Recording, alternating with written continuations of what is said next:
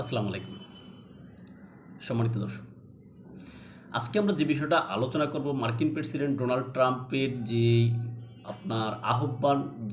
আহ্বানে তিনি শত্রু মিত্র সবাইকে তিনি যেভাবে হরমুজ প্রণালী মুক্ত করার জন্য হরমুজ প্রণালী ইরানের দখলমুক্ত করার জন্য যেভাবে তিনি আহ্বান জানিয়েছেন, সেই আহ্বানে কোনো দেশ সাড়া দেয়নি, বরঞ্চ তাদের যে বন্ধু রাষ্ট্রগুলো রয়েছে সেই বন্ধু রাষ্ট্রগুলো এখান থেকে সরে যাচ্ছে বা তারা এখানে কোনো আগ্রহ দেখাচ্ছে না। এই সমস্ত বিষয়গুলো নিয়ে আমরা আলোচনা করব। আশা করি সম্পূর্ণ ভিডিওটা আপনারা দেখবেন এবং আপনাদের মূল্যবান মতামত কমেন্ট বক্সে লিখে জানাবেন। চলুন শুরু করা যাক।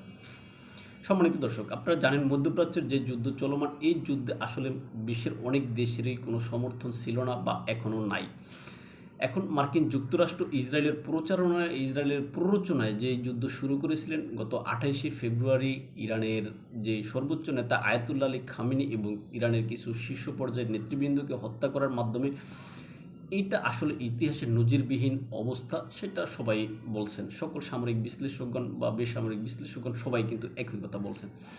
এখন মার্কিন যুক্তরাষ্ট্র হঠাৎ করে কেন ইরানের সর্বোচ্চ ধর্মীয় নেতাকে হত্যা করতে গেল বা কেনই তাদের করতে হবে, এই বিষয়ে যুক্তরাষ্ট্রের পক্ষ থেকে যেই বক্তব্য আমরা পেয়েছি, সেই বক্তব্যে আমরা দেখলাম যে ইরানের রেজিম তারা চেঞ্জ করবে। এখন আপনারা দেখেন যে আমরা বিভিন্ন সময় বলেছি যে যুক্তরাষ্ট্র তো আসলে সবসময় গণতন্ত্রের কথা বলে, মানবাধিকারের কথা বলে, তারা যত প্রকার এই সমস্ত আপনার এই অধিকারের যেটা রয়েছে সব কিছুর কথা বলে, কিন্তু আসলে বাস্তবে যুক্তরাষ্ট্র ওই সমস্ত বিষয়গুলা, গণতন্ত্র বলেন বা মানবাধিকার বলেন বা জনগণের রায় বলেন, এগুলো কিছু যুক্তরাষ্ট্র নিজেই কেয়ার করে না। আসলে আপনারা দেখবেন যুক্তরাষ্ট্র অনেক দেশে, যে সমস্ত দেশে স্বৈরশাসক রয়েছে, ওই সমস্ত দেশের স্বৈরশাসকদের সাথেও যুক্তরাষ্ট্র সম্পর্ক স্থাপন করেছে। সেখানে গণতন্ত্র যেন প্রতিষ্ঠা করতে হবে, এটা তাদের মনে থাকে না। আবার যখন কোনো দেশে গণতন্ত্র থাকে বা ন্যূনতম গণতন্ত্র থাকে, সেই সমস্ত দেশে তারা গণতন্ত্র রক্ষার নামে বা গণতন্ত্র প্রতিষ্ঠা করার নামে তারা অনেক সময় দেখা যায় যে আগ্রাসন চালায়। সুতরাং এই দুইটা বিষয় যখন আমরা তাকাই বা দুইটা বিষয় যখন পাশাপাশি রাখি, তখন আমরা দেখি আসলে যুক্তরাষ্ট্র মূলত এই গণতন্ত্র বলেন, মানবাধিকার বলেন বা এই নারীর অধিকার, এই সমস্ত কথার মাধ্যমে মূলত যুক্তরাষ্ট্র নিজেদের যেই আপনার কি বলে যে নিজেদের যেই নিজেদের যেই সমস্ত ন্যারেটিভগুলো আছে, ওই সমস্ত ন্যারেটিভগুলো তারা মানুষের মাঝে পৌঁছে দিতে চাচ্ছে, অথবা যুক্তরাষ্ট্রের যে সমস্ত স্বার্থ সংশ্লিষ্ট বিষয় আছে, ওই সমস্ত স্বার্থ সংশ্লিষ্ট বা স্বার্থ উদ্ধার করার জন্য তারা এই সমস্ত কথা সবসময় ব্যবহার করে। এখন যেখানে যুক্তরাষ্ট্র স্বার্থে আঘাত লাগবে, সেখানে যুক্তরাষ্ট্র এই যে গণতন্ত্রের কথা বলে সেখানে ঢুকবে। যেখানে যুক্তরাষ্ট্রের স্বার্থে আঘাত লাগবে, সেখানে যুক্তরাষ্ট্র মানবাধিকারের কথা বলবে। যেখানে যুক্তরাষ্ট্রের স্বার্থে আঘাত লাগে, সেখানে শিশু অধিকার, নারীর অধিকারের কথা বলবে। কিন্তু আসলে স্বার্থে যদি আঘাত না লাগে, সেই দেশে যত প্রকারের অপকর্ম হোক না কেন, যত বেশি পরিমাণের আপনার দুর্নীতি ইত্যাদি ইত্যাদি হোক না কেন, সেখানে তাদের কোনো ডোন্ট কেয়ার, তারা এটাকে কোনো কেয়ার করে না। কিন্তু যখনই তাদের স্বার্থে আঘাত লাগবে, তখনই তারা এই যে ভেনেজুয়েলার মতো নিকোলাস মাদুরোকে যেভাবে তারা তুলে নিয়ে গেছে, এরকম তুলে নিয়ে যাবে। এখানে হয়তো ওই যে ইরাকের সাদ্দাম হোসেনকে যেভাবে তারা হত্যা করেছে সেভাবে হত্যা করে ফেলবে, লিবিয়াতে গাদ্দাফিকে যেভাবে তারা হত্যা করেছে সেভাবে হত্যা করে ফেলবে। এরকম কোনো বিষয় না, এটা তাদের কাছে কিছুই না। এখন তার সর্বশেষ এখন একটা আমরা যে প্লেগ্রাউন্ড বা মাঠ দেখতেছি, সেটা হচ্ছে ইরান। কেননা আপনারা জানেন যে কয়েকদিন পর পরে ইরানের উপরে যুক্তরাষ্ট্র বা ইসরায়েলের যেরকম আগ্রাসন চলমান থাকে, যুক্তরাষ্ট্র বা ইসরায়েল মিলে যেভাবে ইরানের সর্বোচ্চ ধর্মীয় নেতা বা সাধারণ যে সমস্ত নেতৃবৃন্দ রয়েছে, সিনিয়র নেতৃবৃন্দ বা সামরিক অফিসারবৃন্দ বা পারমাণবিক প্রকল্পের সাথে সংযুক্ত ব্যক্তিবর্গ, তাদেরকে যেভাবে হত্যা করতেছে, সুতরাং সব কিছু মিলে আপনি দেখেন এখানে ইরানকে যেভাবে যুক্তরাষ্ট্র এখানে মানে সাধারণ বিষয় নিয়ে ইরানের উপরে হামলা চালাচ্ছে, এটা আসলে কোনো সভ্য দেশের কাজ হতে পারে না। এখন এই সভ্য দেশের কাজ হতে পারে না, এই বিষয়টা কিন্তু আপনি যুক্তরাষ্ট্রের বিরুদ্ধে বলতে যাবেন, তারা বাক স্বাধীনতার কথাও কিন্তু তারা বলে। এখন ইরানের প্রতি যুক্তরাষ্ট্র যে অসৌজন্যমূলক বা যেই এটা কি বলে অতিরিক্ত লেভেলের যেই চাপ প্রয়োগ যেটা বলে, অসম যে যুদ্ধ ইরানকে ঠেলে দিয়েছে, এখন এই বিষয়টা কিন্তু আপনি বলতে যাবেন তাও বলতে পারবেন না। কারণ কি, আপনি দেখেন ফেসবুকে আপনি যদি কোনো কথা বলবেন, আপনার ভিডিওটা রেস্ট্রিকশন মারিয়ে দেবে, আপনার ভিডিওটা চ্যানেলটা হয়তো কোনো সমস্যা করে দেবে। আপনি ইউটিউবে বলতে যাবেন তাও পারবেন না, কারণ ওদের যে সমস্ত নীতিমালা ওদের নিয়ে কোনো সমালোচনা আপনি করতে পারবেন না। অথচ তারাই আপনাকে বাক স্বাধীনতার সবক দিবে, অথচ তারাই আপনাকে আপনার গণতন্ত্রের সবক দিবে। কিন্তু আপনি তাদেরকে নিয়ে, তাদের দেশে গণতন্ত্র নেই কথা আপনি কিন্তু বলতে পারবেন না। তাদের বাক স্বাধীনতা তারা হস্তক্ষেপ করে, আপনি এই কথা বলতে পারবেন না। আপনি দেখেন ইরানের যে সমস্ত খবরাখবর, ইরানের ভিতরে যে সমস্ত কোন কোন জায়গায় পড়ছে, কয়জন মানুষ মারা গেছে, এই সমস্ত বিষয়গুলো কিন্তু আমরা ইরানেরটা পাই ঠিকই। আপনি ইরান যে হামলা করে ইসরায়েলের বিরুদ্ধে যে সমস্ত মনে করেন একজন হত্যা করছে, একজনকে ক্ষতি করছে, বা ইরানের কোনো একটা ইসরায়েলের কোনো একটা মন্ত্রণালয়ের ভবন সাপোজ মনে করলাম, হ্যাঁ, এই যে ইরানের হামলা ধ্বংস হয়ে গেছে, কিন্তু এটা কোনো সাধারণ মিডিয়া, যত বড় ধরনের আন্তর্জাতিক মিডিয়া হোক, এটা কিন্তু প্রচার করা যাবে না। অথচ তারা কিন্তু গণতন্ত্রের সবক দেয়। তারা ইরানে এখন গণতন্ত্র প্রতিষ্ঠা করতে আসতেছে, ইরানে তারা রেজিম চেঞ্জ করে এখানে তারা গণতন্ত্র প্রতিষ্ঠা করবে, এরকম ভাষ্যে তারা আসতেছে। অথচ তারা গণতন্ত্রকে গলা টিপে ধরে, অথচ তারা এই যে মানবাধিকারকে আপনার ইয়াতে পাঠায়, কি নির্বাসনে পাঠায়, তারা এই যে আপনার তারা গণতন্ত্র, মানবাধিকার, বাক স্বাধীনতাকে তারা গলা চিপে ধরে, অথচ তাদের তখন কোনো সমস্যা নেই। কিন্তু আমরা যখন বাক স্বাধীনতা এই যে তাদের সবকটা গ্রহণ করে আমরা যখন বলতে যাব, তখন কিন্তু ভাই আমরা ভালো না। তখন আমাদের এই ভিডিওগুলো তারা হয়তো ডিলিট করে দেবে নিজে নিজে। কিন্তু আপনারা জানেন, যারা এই সমস্ত এই অনলাইন প্ল্যাটফর্ম সম্পর্কে যারা জানেন, তারা অনেকেই বুঝবেন যে ইসরায়েল বা যুক্তরাষ্ট্রের সমালোচনা করে কোনো কথা বললে দেখবেন যে ভিডিও রেস্ট্রিকশন হয়ে যায়, আপনার ভিডিও হয়তো তারা নিজেরা ডিলিট করে দেয় কিন্তু অনেক সময়, বা চ্যানেলটা কোনো আপনার ব্ল্যাক লিস্টে ফেলায়, ইত্যাদি ইত্যাদি সমস্যা করে দেয়। সুতরাং এই সমস্ত বিষয়ে বলা যাবে না। যাক, তাও যেটা করুক, কিন্তু আসলে বাস্তবতা যেটা সত্যি, যেটা এটা তো আমাদের বলতে হবে। এই যুদ্ধে ডোনাল্ড ট্রাম্প বা ইসরায়েল যেই লক্ষ্য নিয়ে এই যুদ্ধে নেমেছিল, সেই লক্ষ্য তারা অর্জন করতে পারে না। তারা মনে করছিল, যুক্তরাষ্ট্র এবং ইসরায়েল তারা মনে করছিল যে যুক্তরাষ্ট্রের সর্বোচ্চ নেতাকে সরিয়ে দিলে তাহলে ইরান হয়তো তাদের কাছে অসহায় আত্মসমর্পণ করবে। কিন্তু বাস্তবে যদি আমরা দেখি, ওই বাস্তবতা ওই তাদের যে আশা, সেটা আসলে আশা হিসেবে রয়ে গেছে। ইরান দেদারসে তাদের যে যতটুকু সক্ষমতা আছে, সেই সক্ষমতা দিয়ে তারা লড়ে যাচ্ছে, প্রাণপরে লড়ে যাচ্ছে। এই ক্ষেত্রে তাদের যত এই যে আপনার শীর্ষ নেতৃবৃন্দ যতই শহীদ হোক না কেন, কিন্তু ইরান এইখান থেকে পিছপা হচ্ছে না। আর ইরানের আসলে আমরা যদি বাস্তবতার দিকে তাকে, ইরানের এখানে পিছপা হওয়ার সুযোগ নেই। এখানে যদি ইরান পিছপা হয়, তাহলে ইরান আর আসলে ভেঙে চুরমার হয়ে যাবে, এটাই নিশ্চিত। সুতরাং ইরানকে এখানে টিকে থাকতে হবে, এখানে ইরানকে লড়ে যেতে হবে, এটা ইরান নিজেও ভালো করে জানে। আর মার্কিন প্রেসিডেন্ট ডোনাল্ড ট্রাম্প এখন এই যুদ্ধ আসলে দীর্ঘায়িত করতে চান না। কারণ কি, তার দেশের জনগণের ভিতরে একটা চাপ, তার দেশের জনগণের যে চাপটা রয়েছে, আপনারা জানেন যে সর্বশেষ মার্কিন যুক্তরাষ্ট্রের ডোনাল্ড ট্রাম্পের যিনি গুরুত্বপূর্ণ একজন ব্যক্তি এই যুদ্ধ মন্ত্রণালয়ের, তিনি কিন্তু পদত্যাগ করেছেন। সুতরাং ডোনাল্ড ট্রাম্পের আশেপাশেও অনেকে নাই। আবার ডোনাল্ড ট্রাম্প যে সমস্ত কথাবার্তা বলেন, এই সমস্ত কথাবার্তার দিকে যদি তাকান, আপনারা দেখবেন গত পরশুদিন ডোনাল্ড ট্রাম্প যে সমস্ত বক্তব্য দিয়েছে, তারা এখানে বলছে যে এই যুদ্ধে আসলে ইরানের কিছু নেই, ইরানের আর নষ্ট করার মতো কিছু নেই, ইরানকে সব ধ্বংস করে দিছে, ইত্যাদি ইত্যাদি। কিন্তু বাস্তবতার দিকে যদি তাকে, ইরানের কী ধ্বংস করছেন? ইরান তো হামলা চালাইতেছে। ইরানের আপনি কোন জায়গায় ধ্বংস করছেন? হ্যাঁ, আপনি কিছু বোমা মারছেন, তাতে কিছু ক্ষয়ক্ষতি ইরানের হয়েছে। ইরানের পাল্টা হামলা করছে, সেই হামলা আপনার ক্ষয়ক্ষতি হয়নি? অবশ্যই হয়েছে, কিন্তু আপনি সেটা বলেন না। আপনি ইরানকে শেষ করে দিয়েছেন, ইরান আর মাথা তুলে দাঁড়াতে পারবে না, এরকম কথা বলছেন। আবার বলছেন যে ইরান, আবার আপনি কতক্ষণ পর বলতেছেন এই যে হরমুজ প্রণালী ইরান আটকে রাখছে, ইরানকে আমরা এই যে হরমুজ প্রণালী খুলে দেওয়ার জন্য কি করেন, বিশ্বের সকল দেশকে আপনি আহ্বান জানান। চীন হচ্ছে আপনার জাত শত্রু, আপনি চীনকে আহ্বান জানাইতেছেন যে চীনের এখানে স্বার্থ রয়েছে, সুতরাং চীন এখানে যুদ্ধজাহাজ পাঠাক। ব্রিটেনকে আহ্বান জানান, জাপানকে আহ্বান জানান, দক্ষিণ কোরিয়াকে আহ্বান জানান, ফ্রান্সকে আহ্বান জানান, ইতালিকে আহ্বান, ইউরোপের সবগুলো দেশগুলোকে আপনি আহ্বান জানাইতেছেন। বাহ! অথচ আপনি কী করলেন? আপনি এখানে ধ্বংস করার মতো আর কিছু নেই। আর ভাই, ইরানের যদি আর কিছু নাওই থাকতো, তাহলে ইরান কীভাবে হরমুজ প্রণালী আটকে রাখছে? আবার আপনি এই যে আপনার শত্রু মিত্র সবাইকে আপনি এখানে আহ্বান, এই যুদ্ধে ইনভলভ করতে চাচ্ছেন। হয়েছে কি, তারা আপনার মুখের উপর অনেক দেশ না করে দিছে। কীভাবে না বলছে? উত্তর কোরিয়া বা এখানে আপনার দেখেন যে জাপান বলছে না, আমরা এই সমস্ত যুদ্ধে এখানে আমাদের যুদ্ধজাহাজ পাঠানোর কোনো পরিকল্পনা নেই। তারপর আপনার ব্রিটেন কিন্তু যুক্তরাষ্ট্রের সবচেয়ে কাছের মিত্র, বিশ্বস্ত মিত্র হিসেবে ব্রিটেন পরিচিত।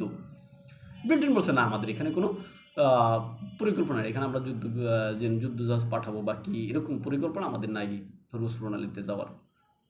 তারপর অন্যান্য দেশ তো আসলে হয়েছে। সুতরাং তাহলে আপনি কাকে পাশে পেয়েছেন? এই যুদ্ধ আপনি শুরু করছেন, এখন আপনি নিজেই আবার এই যুদ্ধ থেকে বের হওয়ার জন্য আপনি অন্যকে ডাকতেছেন, আপনি নেটোকে হুমকি দিচ্ছেন, আপনি নেটোকে আবার নেটো ভেঙে দেওয়ার মতো পরোক্ষভাবে এরকম কথা বলছেন।